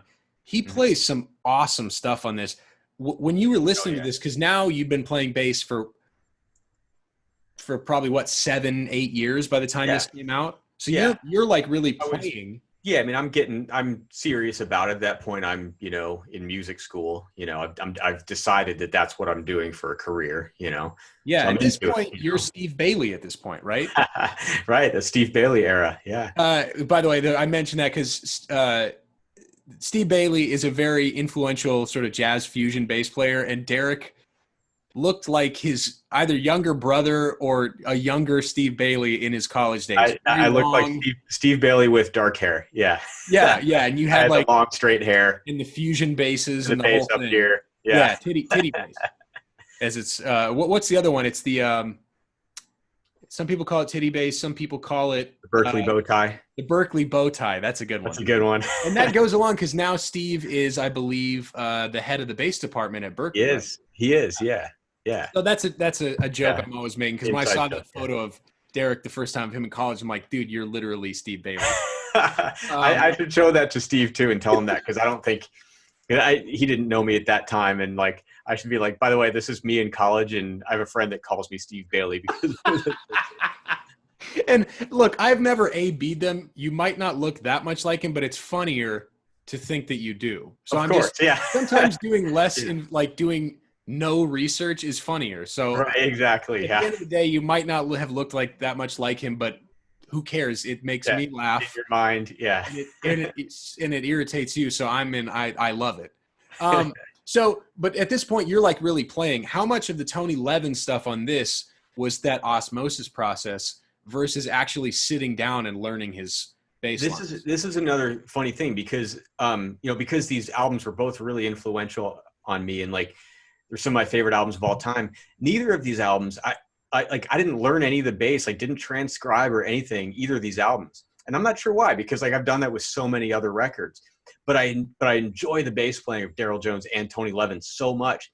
But for some reason, I never transcribed anything. Maybe I just didn't have a practical application for transcribing their parts on those songs. I don't know. But I mean, I love what Tony Levin does. He's another one of those sidemen that is hired because he does a certain thing and the artist wants that thing, and he's able to be himself on the gig and be creative. And he's one of the most creative bass players out there. I mean, like, he does the drumstick finger thing, which is so cool. Like, that's rad. He's like really into doing fretless, electric upright. He's playing some synth bass. Yeah. I think I just like hearing him do all that on this record. I was just like, man, he's getting all these different sounds. I think that alone was an influence on me, being like, man, like I should play more fretless, like fretless with an octave pedal. Like, that's such a cool sound. And like, oh, he's playing some synth bass here. I should play some synth bass. Like, I love the way that sounds. And I never did the drumstick fingers thing, but I think he's just one of those players that just really appreciated without actually like digging in and learning his stuff. Sure. But yeah, it's interesting how both these albums are similar in that like it's a solo artist that put together a band of these great, really accomplished musicians that all have a certain style that they brought to the gig. I mean, Manu Katché on drums, so good on this gig. Yeah, that's one thing I love about Tony Levin. He's not a guy that I've really dug into that much beyond Peter Gabriel and some of the King Crimson stuff. Mm-hmm. I mean, his body of work is obviously huge. It's huge. And in early days, he played a lot with Gad and was more part of like the sort of rootsy stuff, and then eventually worked his way into this sort of like progressive, sort of being at the forefront of progressive music, whether it's totally. Or Peter Gabriel. Yeah. And he does some really great stuff that I suggest people go listen to with double stops. Like, not only double stops where, like, I can't remember what song it is, where he's playing these double stop fills in between the vocal lines. It's kind of like what we talked about where, like, it's not only in between the vocal, but it's in between the sort of pushes of the other instruments. So he's creating his own melody and rhythmic structure that's not necessarily, it's obviously related to the underlying structure, but it's not like everybody's jumping on it and like everybody's doing these pushes with him. Like, he has this really great understanding of where the space lies and where the bass fits into that, but he thinks about the bass in a slightly more expanded idea than somebody who's more of a traditional bass player. Like, he seems to be, he knows when to play bass. Like, he knows when to play on the low end and just hold it down. But he also seems to know the upper register of the neck in a way that most bass players that also play pocket stuff don't really know. Sure. And I think that is one thing that I kind of stole from him without actively transcribing. Like, he does this thing in the song Steam where it's just like you said, he's playing like a low part, and every now and then in a break, he just goes for this like high double stop, like where he's like playing you did that on your record. I mean, I do that a lot. I do those like sort of like in between little double stops. I'll play like a minor third, like a Hendrix thing, or like I love that whole fourth thing where you just slide up and play a fourth. I think I might have gotten some of that from Steam because he does that, like where he just kind of slides up and plays a fourth, like a fourth double stop, or sometimes like a power chord, like a fifth. I love that stuff. And that is something that he does a lot that I really dig. And I think that's something that I may have incorporated into my own vocabulary, partly from him, just by listening to him. It is weird because I have people like this too, where I'm like, I only know them on maybe like 2 or 3 records that I know really well. Sometimes one, but let's say a little handful. And I've never transcribed any of their stuff. Mm-hmm. And yet I actively hear them in my playing. Totally. Like, little tiny bits. It could literally be a certain rhythm or a certain chord that you like that you might have heard once on a record, and now it's completely internalized, and you may have never followed up on that artist or musician or maybe that was the only great record they ever played on or whatever, but it's completely internalized. It's such a weird thing because people ask about influences, and I think the sign of a good musician is when their influences are that vast. I think a lot of musicians that are limited have a limited pool of musicians they're pulling from. Sure. Right? It's what is that like? It's like a Bruce Lee quote or something where he's like something along the lines of like, I would rather learn one thing from 1,000 men than 1,000 things from one man. Huh. And it's that same idea with when you're learning from different musicians. Like if you just are focusing on like funk and you've got like 2 bass players and you're like, I like Jocko and I like, Bootsy Collins, you're going to sound like exactly like those guys. Totally. But if you're pulling from all these different genres, and clearly both albums that you picked are 2 artists that started in a rock space that became extremely influenced by world music and jazz and all these other formats outside of an ambient music, particularly with Brian Eno working with Peter Gabriel. And Daniel Lanois's involvement on this album, who's another, like we mentioned U2 earlier, somebody else that's sort of bringing in this ambient Americana sort of aspect to Peter Gabriel's music that is even different than some of his earlier solo work that was maybe more purely influenced by like African percussion, but programming it. Sure. Yeah. So after this record, did you go back and listen to like the initial solo albums by Peter Gabriel? Because they actually came up a bunch when I was doing the Why Not episode last week with Tears for Fears. That Songs from the Big Chair was very influenced by the 3rd solo record that Peter Gabriel put out because of all that percussion, like programming of percussion stuff. Oh, okay. The first 4 are self-titled.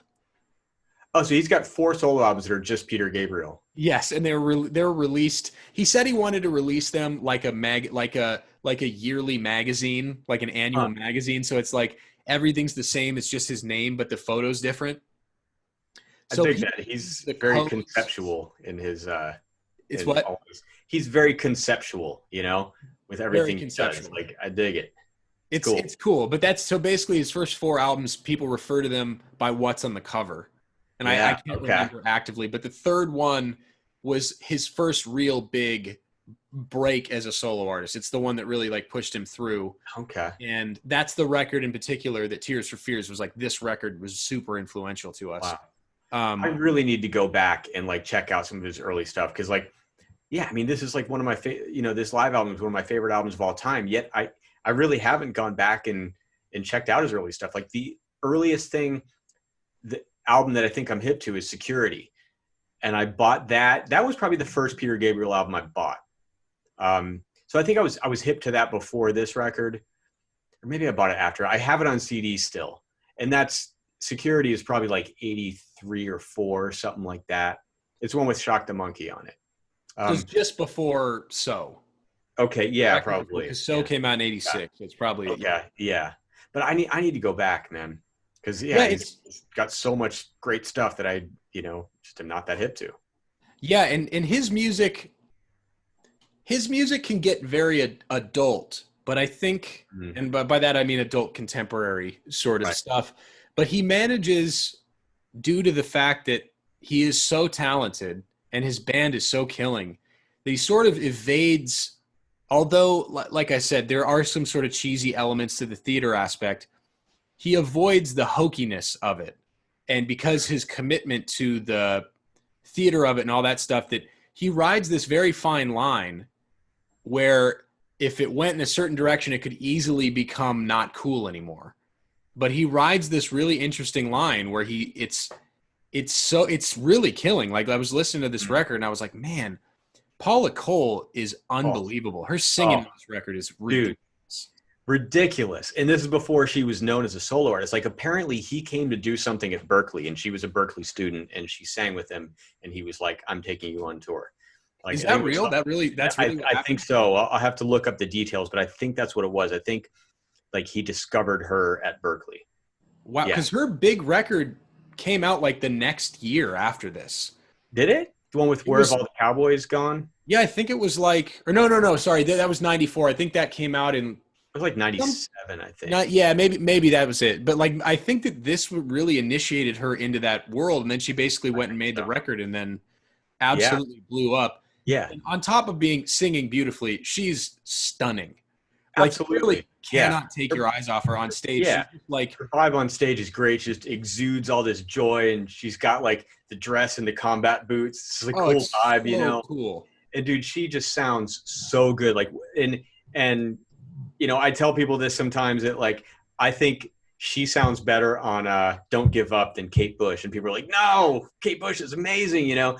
But man, oh, she sounds so good on it on the record. And Doesn't she sing like, another song that Sinead O'Connor sang originally as well? yes. Can't What's remember the that name. one? I gotta look it up. I'm drawing a blank again, but While there's you're like, while you're doing that, she does this amazing thing where she's like singing these different vocalist parts, and once again is paying homage to them, but yet completely still sounds like herself. oh, totally, yeah. Um, Oh, it's In Your Eyes. I'm thinking like the big closer where like they like trade at the end, you know, and she does kind of like a little like ad lib thing, yeah, and she's so murdering. yeah, Fun, fun I have fact, a total crush on her in this. I with like the yeah, dress with the combat boots and the way she sings, and mhm, like you said, the joy on her face. Like yeah, she's just so joyful, and yeah, it seems real. It doesn't seem like a BS. absolutely, Like I'm yeah, faking this when I'm on stage yeah, thing. Like it seems yeah. genuine. And You can tell she's basically, having the time of her life, you know. well, I mean, can you imagine if she actually, if that story is true, which it sounds like it probably is. She was a college student and then is all of a sudden out with this absolute legend, and she's extreme. She's heavily featured in this show. Oh yeah, big time. I mean, she's like, you know, duet partner on a lot of stuff, you know. And Yeah, yeah, I think she's isn't she the only one harmonizing with him? I mean, I think there's maybe some gang vocals here and there, but I there's think you're Papa, right because well, Tony. Papa Wemba does his thing. He does his Papa Wemba thing. But then like as far as like just like singing vocal harmony, I think she's like the only voice doing harmony. I think you might be right. And David Rhodes, the guitar player, might have like a Britney he's Spears got a mic. yeah, he's got a headset mic, and so does Tony. But like I can't think of like any like real harmonies that they're doing aside from maybe just like some gang vocals here and there, you know. Man, they have some really funny choreographed Yeah, stuff. there's a lot of choreography, Man, which is really it's funny to look at now, but like in a show like that, it's effective, it's entertainment, it's you know. effective. I know. It's like it's But one of those looking at things. it now, you're like, oh my god, like yeah, you're like if they asked me to do that, I'd be like, what? Oh man, like the only band that I've ever seen do like straight up choreography, and I'm like, dude, this is the coolest shit ever. Is ZZ Top? Like they do Right? it, and it's like Spinning their guitars and you know, it's and so they do cool. like some of this stuff, you know. Yeah, But like that shit's effective though. Like you can do something so simple like that. Like the band Ozo Motley does a lot of that stuff. Like I saw them live years ago. I was at a festival in Australia and we just watched from the side of the stage and like they did all this stupid like just kind of step touch things or things where they would like spin around at the same time. And it's so cheesy but so effective. Like from a show totally. standpoint, you Who's know. that guy? Who's that bass player guy? The Latino guy that does all the dancing while he plays. The guy that's like kind of an Instagram Yeah, sensation now. yeah. I forget his name. I think he's Brazilian or something. Yeah, he just makes his face and he just does all this like all And these salsa moves while he plays. I forget his name, he's but literally doing like salsa as he's playing bass. yeah, it's I hilarious. know that it's like a one trick pony thing, but it makes me laugh every single time. It Oh, makes me totally. laugh so hard. Because Yeah. he's like, once again, he's committing. It's like one of these things. Like if He you do means it. something Yeah. cheesy, or sort of hokey or whatever you want to call it, and you absolutely own it, Mm-hmm. there's something effective about that. Absolutely. And Yeah. I think that this whole concert is really a masterclass in writing that line, Yeah. because some of the synth sounds you could also hear in a dentist's office, but they're just they're more interesting and they're filled with more depth. Although on the surface you might think it sounds like a dentist's Right. office synth, Sure. you could tell that his years spent with Eno and Daniel Lanois and these people that really understand like modular synthesizers and the emerging technology of digital synthesizers.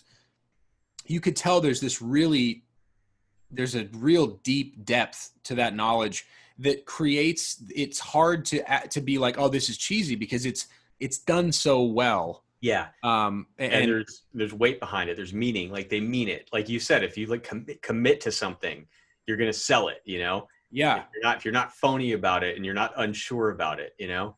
yeah, I Yeah. I absolutely I really liked this concert. And actually, as I watched it, you played this for us on the bus with Yeah, Shania. and I remember at that time because like I used to like always bring a DVD case whenever I was on the road, like because you're always watching movies and shit on a tour bus, you know. And I remember busting it out one night. I'm like, oh man, this thing's so amazing. You've never seen it. Oh man, I remember putting it on. And I remember you just didn't, you weren't into it at the time. You like didn't really get it because there's a lot of cheesy choreography and outfits and shit. And I just remember like you Well, I weren't did you not weren't nearly like as it. into it as I was. It wasn't that I didn't like it because I acknowledged like, man, this playing is killing, but it also, dude, it could also be the road. You just become like a weird person when you've been on the road as long as we had been it by that point. But I think that I was ready to hear it this time, and especially on the back of listening to so much of the Tears for Fears stuff, prepping for last week, and listening to a lot of Peter Gabriel stuff to prep for the Tears for Fears episode. It was the perfect time for you to pick this because it was really like I was actually actively trying to find more music in this because I told Why Not this last week that probably my biggest blind spot musically is a lot of 80s pop because it wasn't retro enough to be cool when I started playing music around 2003 and really started listening to music around 2000, like 98, 99. It wasn't retro enough to be classic rock and to have my dad be like, check this out, it's Jimi Hendrix. But it also was dated enough for me to be like, ugh. Yeah. Like, what is that? So it really has taken me a lot of time, except with certain 80s artists, like 80s Prince and 80s like The Cure and Michael Jackson. All that stuff is different. But especially with like rocky pop stuff, like even the later era of the Police, like Synchronicity era, didn't do anything for me when I was younger. I just wanted to hear their first records because they were like, but now I've really come around with it. But the last couple of weeks have been great for me because I've really been able to hone in on this sort of like British new wave meets like British progressive pop. I don't even know what to call Peter Gabriel, but it's been nice. This was really the perfect time to do this. Right on. Is there anything else you want to say about this record? Maybe a favorite track? Yeah, I mean, a few fun facts. Like one is, you know, getting back to the Paula Cole thing, like, you know, obviously like I'm a huge fan of her work on this record and so good, you know, and a lot of people just know of her from like was it the Dawson's Creek song? Was it that one? Yeah. I don't know, wait, that one and like Where Have All the Cowboys Gone? Like people know Paula Cole from that and they don't really know her from this because if you're not really a Peter Gabriel fan, you just might not be hip to this record. But like I remember years ago I was playing in this cover band and we used to play at Mandalay Bay in Vegas all the time. We would do these 6-night runs and part of our deal was we would stay at Mandalay Bay and they'd give us spa passes. So we would always like that was what we do during the day, just go work out at the gym, go to the spa. And there's also a House of Blues at Mandalay Bay. So during one of our stints there, Paula Cole was playing at the House of Blues. And my wife, Annette, for those of you that don't know her, she was down at the spa and she's in the ladies' locker room and she's like, you know, putting her stuff in the locker. And Paula Cole's got the locker right next to her because she's just down doing the spa thing before her show, you know, during the day. Oh, wow. And so she realizes Paula Cole and she's like, you're Paula Cole. And she's like, yeah. And she's like, oh my God, I love your singing on that Peter Gabriel Secret World Live album. It's so good. She's like, wow, thank you. She's like, no one ever brings that up. Like, she's like, I'm so proud of that record, but it's like people don't really know about it. But she was so stoked that Annette brought that up, you know, because obviously it was like something that really meant a lot to her. Like, you know, kind of propelled her career and was probably her big break thing. Yeah. Wow. And that's honestly, she's murdering on it, you know? That's the perfect scenario to meet somebody like that, where you're like, I know this thing that I know that nobody knows. And or maybe Annette didn't know that at the time, but to reference something that somebody's really proud of that they never get to talk about totally is really the best thing. Like I've met people before where I was like, I know that they're famous for this, but I really want to ask them about some weird record they made that nobody knows about that I love. Mm-hmm. And they always are open to talk about it because they're not sick of it. You know what I mean? Yeah, like totally. They're not sick of just talking about the same, like, oh, you did the Dawson's Creek theme song. Yeah, she didn't say like, oh my God, I love Dawson's Creek. It's like, ugh, you know. And she Yeah, probably hates that song, but it made her lots of money. But it's probably like, yeah, the Peter Gabriel thing is something that she's probably really proud of, that like, her regular fan base or most people just don't ever bring up. that's cool, man. That's awesome that Annette had that experience. That's really like the ultimate way. Like if you're not getting introduced by somebody that knows the person, that's the next best way to meet somebody. Sure. And Like she that meant you it. admire. It's not like she actively said, "Oh, let me bring up something that's a little more obscure." She like actually meant it. She's like, because Yeah. I turned Annette onto that record, and we both have listened to it a ton. And she What meant if it. she was like, my husband won't stop playing this goddamn record you're on. It's driving me Yeah. insane. Yeah. You sing like you sound like a dying cat on that record. God. Yeah. Um, I mean, yeah, that's really cool. I I think that this is a really cool record for her, and I can only imagine being in that situation of this is my first big date out in the touring world, and it's something like that. That's just Yeah. awesome, and Yeah. I'm very stoked for her. Any Totally. other album tidbits you want to throw out there? So just in doing a little bit of research today, I learned a couple things that I didn't know about this record. Because honestly, like this record is one that I just listened to and never really researched anything, past just listening to it. So an interesting Peter Gabriel Police connection. The tune "Across the River" on this album was co-written by Stuart Copeland, which I did not know. Yes, I I saw found that out too. today. Yeah. So Yeah. interesting connection between the Police and Peter Gabriel. Well, it is actually very interesting. You picked two artists that are both British and of the sort of just artists that just came out at the end of the British invasion era. Maybe Sting was a little bit later, but Mm-hmm. you pick two artists that are very dense songwriters. As a bass player, it's very interesting that you pick two artists that are lyrically very heavy. Like these are not light lyricists. Like both Peter Totally. Gabriel and Sting are like Yeah. it's very political, it's philosophical, it's not a lot of just basic love songs. Yeah. So it was interesting. Like even though their music is very different, I there was definitely a connection with these two records where I was like, I can see a through line between these two. Yeah. Absolutely. Yeah. And Yeah. some other like interesting things I learned about both records is just like the way they were received by critics. Like Bring on the Night was huge. He won a Grammy for Best Male Pop Vocal Performance for that record. It also won a Grammy for Best Concert Film, which is great. So he won 2 Grammys for that record. And honestly, that video deserves it because the It's combination of the interviews with the rehearsals in the chateau, Yeah. with the live stuff, that's one of the better concert films I've Great. ever seen. Yeah. I mean, interviews with every band member, and they're just brutally honest. Like some of the stuff Branford says, Yeah. and Daryl Jones saying, like, when they're asking it about about it being a band, Daryl's like, I don't know if it's really a band, because a band is one of those things where everybody's got equal say. He's like, we're not really at that level with this, Like Yeah. Daryl really makes it obvious that it's not a band. Like we're sidemen, Sting's the star. And it's just cool. Like interview the band, with all that stuff. But yeah, it's a great film. But the Peter Gabriel one, on the other hand, was not really well received by critics. Like I was looking today on Wikipedia, and Entertainment Weekly gave it a C+ when they. And there was another one that it got like 1.5 stars or something. Yeah, It did not yeah. get. It's interesting. It didn't win any Grammys. I don't think it got any nominations. But like, it's so funny when there's an album like that. Like to me is just like so great, and I love it so much. But like, it's not popular. Critics don't really say much about it. It didn't really get any Grammy love. It's really interesting, I feel like it sounds like it came into your life. It sounds like on top of this record being a great record, I definitely think that there is something to be said about the sentimental factor for you, where there's totally plenty of records in recent years where I've realized like, oh, this record everybody hated.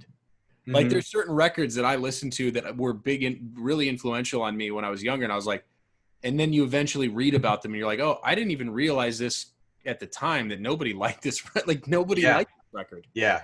It's interesting. But that just proves the fact that like you should never like base your opinions on critics, because they could all, a lot of times they're different from your opinions, and like I'll never read a critic's review in like Rolling Stone or something and then not go buy or not go listen to the album because of what a critic said. Yeah, because there were plenty of albums that I loved that probably like the critics hated them, Well, how many times retroactively have people changed their reviews or or retracted them because the record ended up garnering a lot of attention over time. Like one of the records that I did several weeks ago with Mike G was Friends by Beach Boys. And like, not everybody panned it, but a lot of people were like, what the hell is this? Like everybody's playing hard rock music and you guys put out this record that's like a spoken word level record, like volume wise. And like, what are you doing? And now it's seen as one of their sort of primary statements as a band. But at the time, people completely panned it. So I think that's a good way of going about it and really trying to see it. But it's also important, although I do think it's particularly now a lot of critics are terribly undereducated and are also poor writers. Absolutely. But I would say that one thing is to keep in mind the time at which the review was written, because a lot of those reviews are written, for instance, with Peter Gabriel, he's on the back of this absolutely massive sequence of records in So and Us. I don't know if there was another record in between there. I don't want to get that wrong, but these records are huge. And then he puts out this live record that I don't think it had a ton of new material on it. And it seemed like I can see somebody listening to this record in an audio format and being like, I don't get it, because it's so visual, which is why it's so funny that you didn't know the visual, because I listened to it once when you sent it to me. Then you told me about the video. I went and watched it with the video, and I literally was like, I don't know how I watched this without the video. Because there's long portions where he's like miming stuff and they're just vamping. And when you're listening to just the audio format, you're like, okay, this is cool. They're vamping, but like, why is this happening? Yeah. And then you watch the video and it's extremely obvious. He's like doing this phone chord bit where he's on like a moving treadmill type stage. Yeah. So I can see how somebody's like, why even release it in an audio format when it's such a visual, like, don't sell me this audio when you should just be selling me the video, because buying the audio alone is almost pointless.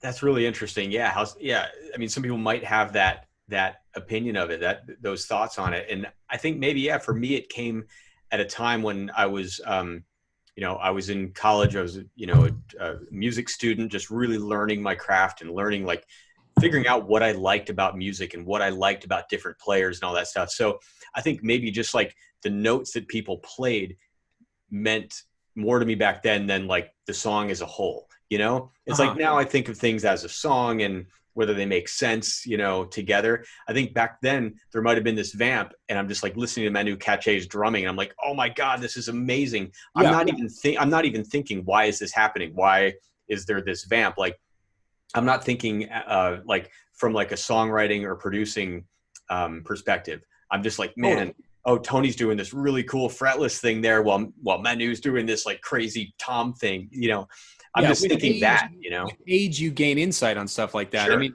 the primary example of that for me was AC/DC. When I was young and learning guitar, the only guy I was listening to was Angus. Sure. When you're in 8th grade and you just start playing guitar, Angus is your idol. And then as you age, you start to realize Angus is amazing, but Malcolm is the brain of the band. Yeah.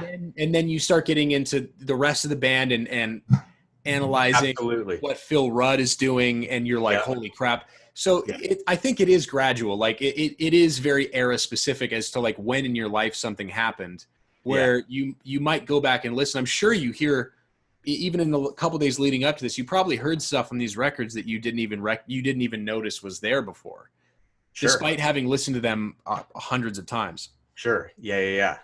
Sure. You just have different ears at this point. And maybe if somebody turned me onto the record now, I might not be that into it. I don't know, but maybe like when this record came into my life, I was ready for it. And like my ears wanted to hear what these guys are playing. Like, I was just drawn to it back then and it just stuck with me, Yeah. It's amazing how much memories of a time in your life can have that effect. Like, I'm a big metalhead, but I don't show it to a lot of my friends now because I'm like, if you didn't listen to metal before, at a later age in life, you're not going to all of a sudden start listening to Slayer. You know what I mean? Like it just doesn't happen. It's something that has to have happened at a certain time and set the stage for what your later, if you can get, maybe you weren't listening to Slayer, but you're listening to heavier stuff, you can get into that eventually. But the initial sort of like 10 years of playing, really it's hard to break out of that entirely. You obviously keep gaining new influences, but that really does build the base of the pyramid. As far as like what you are as a musician, you can always build on top of it, but there's certain stuff that's just, it's hard to get into certain styles of music way later along in your playing than when these records came into your life, which is probably why they meant so much. Totally. Yeah. Well, Derek, I want to thank you for being here. Is there anything else that you want to say at all to the listeners? Maybe where to find you on social media? Plug your new album that I was absolutely honored to play on and was able to co-write a couple songs with you, which is very cool. Yeah. Well, you can find me just derekfrank.com is the website. Derek Frank Bass on Instagram. You can find me on Facebook and YouTube and stuff like that, but I think I'm just more active on Instagram these days. And I try to keep my website updated with stuff. And there'll be links to buy the album. The album comes out September 18th, so probably by the time you air this, the album might be out already. It will definitely be. Yeah, it'll be out, and I'll put it in the show notes. People will have a link if you want to go buy the album. It will be available as a download format. It'll be available. When will the vinyl be available so people know to keep an eye out for that? The vinyl, I think, will be available at the end of October. It's in production now. I just actually approved the artwork today. So I think around the end of October, we'll have vinyl. I do have these things for sale right now that are kind of fun. I sell USB drives, but they're packaged with 8-track tapes. Basically, what I do is I buy a bunch of 8-track tapes from Goodwill. I have custom labels with my own artwork that I put on the 8-track, and then I fix the USB drive to the 8-track and shrink wrap it. So that's like one physical product that I sell. It's really the 8-track, cool. You 8-track USBs. And I highly recommend people get it. It's very cool. It's great. The 8-track's great as a display because it's smaller. You can fit it places, but then you can also listen on the memory stick and download it directly onto your phone or your computer, and it'll be available on streaming platforms as well. Yeah, it'll be on all the streaming platforms. Bandcamp is a good way to go if you're into downloading. But yeah, if you just go to my website, derekfrank.com, there's a music page that has, all the links right there. So that by the time you listen to this, that'll be out. Joshua played guitar on the whole album, and we co-wrote a couple of things. And it was super fun to make. Like we were saying when we got together, like it was the most fun we've had all year because like at that point, none of us had played with other musicians in a few months, Yeah, I mean, we had gotten sent home from our residency in Vegas with Shania, and it was, man, that record was so much fun to make. I really hope people go and listen to it. And also, if you're particularly a guitar player, Joe Bonamassa is a guest on the album. And Joe's great. I've known Joe for almost a decade, probably over a decade now. Joe's great. Joe as well. And he played a solo on a song that we wrote really specifically with him in mind. He just absolutely crushed it. It's very cool. So for those guitar players out there that want to hear some absolutely ripping guitar, there's some killer stuff that he played on there. And then I played, the stuff on the rest of the album, got to play a lot of slide guitar and stuff that I just love. You gave me a lot of freedom. And speaking of like these musicians that we talked about today, you gave me a lot of freedom on this record to like, hey, play the way that you play and songs. And you gave us a lot of freedom. And it's one of the things I'm most proud of working on ever. And I really hope people go listen to it. Well, thank you. And not to compare myself to Sting, but it's a similar thing in that like, I got the people on the record that I want on the record because I knew how everybody played and I wanted what they did on this record. And I feel like it was a great chemistry we all had together. Like I had you in mind from the get-go. Like I remember there's an intro, a slide intro that you play on one of the Shania tunes that we play live in Vegas that like every time you play, I'm just like, man, you sound so badass. And I'm like, I want to write something where you get to do that in the intro of the song. And so that's what the song One Man's Trash was. Like that was taken, like the demo, if you remember, was a little slice I took from that Shania show. Yeah. I dropped it a whole step and extended it.